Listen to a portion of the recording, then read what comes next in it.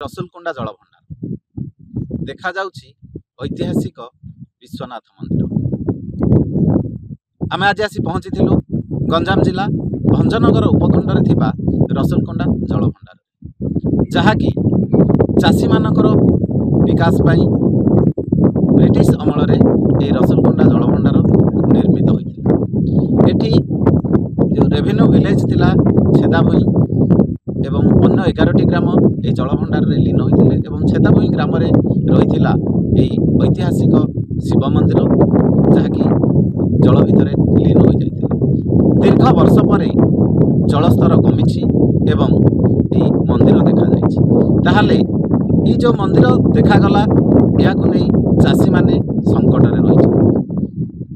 कौन रही परिस्थिति एवं क्यों परिस्थिति रे जलभंडार सुखी एवं ये जो चाषी माने रही क्यों क्यों असुविधा रही चलतु नजर पकाइबा। तो आमर जेजेबा अमल आम जानलाठू आमर घाई का जीविका आम कौट लोक आछ धरिक बंचुलु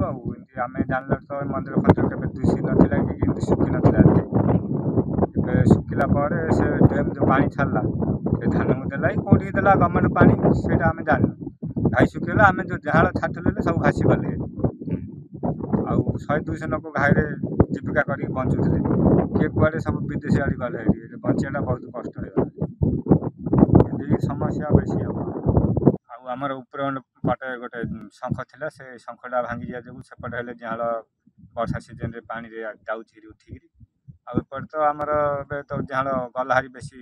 छाड़ू 10 तो गलाहारी आ 10 दिन खंडे छाड़ियार पानी छाड़ी सब जहाँ गलाहारी आम पेट पाटना बड़ कष्ट चल भी चल सब तो विदेश आड़ी गले कि ना लोक गवर्नमेंट कौन साहाय्य कले भल हाँ। प्राय आम छोट छोट थिलु आम बापा मल आम छोट छोट थिलु 30-35 वर्ष तले घाई सुखी थिला मंदिर दुस्तुला आबे से मंदिर दुस्तुला शिव मंदिर आगुरी पिला बलू आम ये माछ धरिकी पेट पोषण भल अधार सब ए घाई आगे आम चलन आ कि ना जीविका। अच्छा ए बर्तमान जो एटार पानी सुखीगला को मैंने सब हैरान हे चाषी ठू आरंभ कर कौन मैंने हैरान बोले चाषी बाला हैरान हे फेर आम हैरान हो आउड़ी बाला पानी पिया बाला ताके भी हैरान हे बंध सुखिला लंडे जाई लाल से बजार चारिड़े बंध सुखिला घाई सुखिला मिलसी लोक हैरान। कौन आवश्यकता रही प्रशासन कौन कर सरकार कौन करेंगे सरकार टी कौन करते भल सुविधा होता घाईटा खोलाखोली कर पानी रखा चेष्टा करते। देखु आम जहाँकि ये प्रतिक्रिया रखुले यही रसुलकुंडा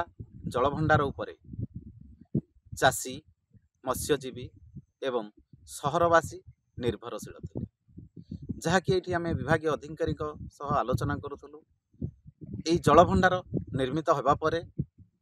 ये जलभंडार रु जल जाई 4टी ब्लॉक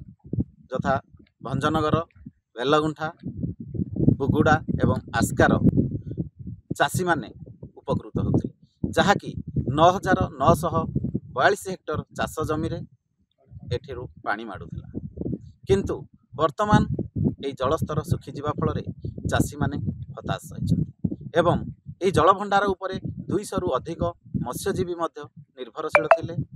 एवं सेमानकर जीविका निर्वाह करुथिले। किंतु जलस्तर कमिजिबा फल से आज जीविका हरइछन्ति, जहा फल से दादन मुहा होइछन्ति एवं यही जलभंडार भंजनगर सहरवासी को पानीय जल जोगाई दिया, जहाँकि आम विभाग अधिकारी सहित आलोचना करूँ जे वर्षा कम थिबारु नियंटिया वर्षा जोगु यही जलभंडार रे सठिक परिमाण रे जल गच्छित हो पारिला ना, जहाँ फल आज जलस्तर कमिबारे लगी एवं जदि आगकू एभली भाव वर्षा न हुए ताहाले ये जलभंडार संपूर्ण सुखीजीव, जहाँ फल अनेक चाषी सहित मत्स्यजीवी एठी आज असुविधार सम्मुखीन। जदि आगामी दिन में यही जलभंडार पुनरुद्धार न करा जाए, जहाँकि आस्ते आस्ते पोती होबाकू लागिलानी, तेणु आकु जदि पुनरुद्धार न करा जाए ताहाले आगामी दिन में चाषी माने अनेक असुविधार सम्मुखीन होबे बोली जहाँ चाषी माने प्रतिक्रिया देउथिले। देखा जाऊ आगामी दिन में ये जो रही ब्रिटिश अमलर रसुलकुंडा ଜଳଭଣ୍ଡାର ଆ ପ୍ରତି ପ୍ରଶାସନ କ୍ଷେତ୍ରରେ କେଉଁଭଳି ଭାବରେ ପଦକ୍ଷେପ ନିଆଯାଉଛି ଏବଂ ଏଇ ଯେଉଁ କୃଷକମାନେ ରହିଛନ୍ତି ସେମାନଙ୍କୁ କେଉଁଭଳି ଭାବରେ ଜଳ ଯୋଗାଇ ଦେବାର ବ୍ୟବସ୍ଥା କରାଯାଉଛି ଏବଂ ଏ ଯେଉଁ ମତ୍ସ୍ୟଜୀବୀମାନେ ରହିଛନ୍ତି ସେମାନେ କେଉଁଭଳି ଭାବରେ ଏଠୁ ଉପକୃତ ପାଇବେ ଏଥିପାଇଁ ପ୍ରଶାସନ କ'ଣ ପଦକ୍ଷେପ ନେଉଛି ତାହା ଦେଖିବାକୁ ବାକି ରହିଲା। ଗଞ୍ଜାମ ଭଞ୍ଜନଗରରୁ ବାବୁଲି ମହାରଣାଙ୍କ ସହିତ ପୂର୍ଣ୍ଣଚନ୍ଦ୍ର ବାରିକ, ଫୋକସ୍ ପ୍ଲସ୍।